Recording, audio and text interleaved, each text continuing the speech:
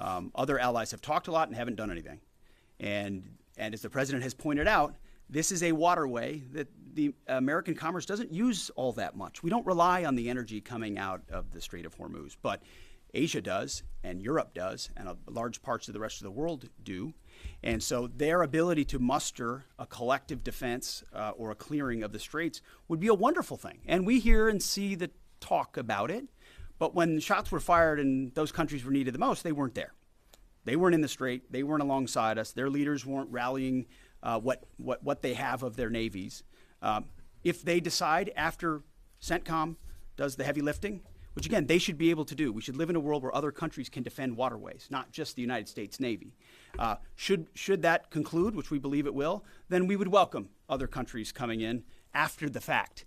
But you can't live in a world in perpetuity, and this is a message to the rest of the world and our allies, where you just rely on America to continually do the heavy lifting. Oh, Iran might get a nuclear bomb. Who's going to do something about it? America, and America only. Other allies need to invest in their capabilities so they can project power and do basic tasks like clearing a strait. So we're not counting on it, but it would be wonderful to see it if it ever materialized. Yes.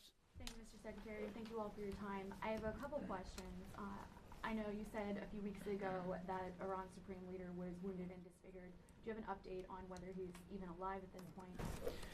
As far as the status of the individual you mentioned, I believe it's the same. Not a lot coming from him right now, understandably so, a lot of fear. Believed to be alive, wounded, and disfigured. Status remains the same. As far as a video like that, of course, that's disgusting and detached from reality. Iran says a lot of things in the propaganda space based on complete lies, and their actions have been lies. Oh, we don't target, we see missiles going into civilian facilities and hotels in the Gulf states. And they say we only target military targets, as you watch drones and missiles go into. So they are going to misrepresent, lie, spin in a multitude of ways, which we are quite used to.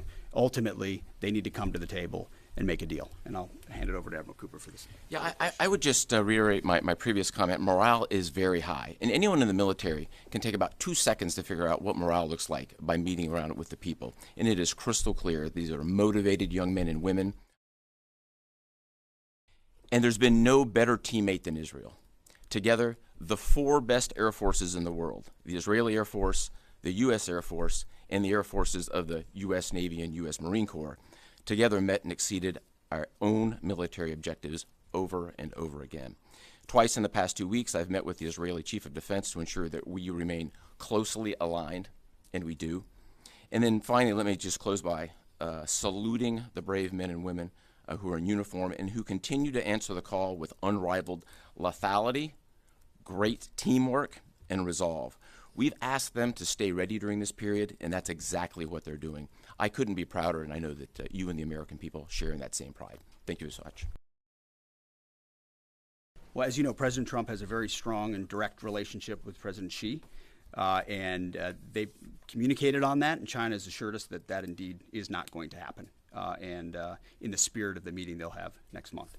Thank you very much. I appreciate it. Thank you.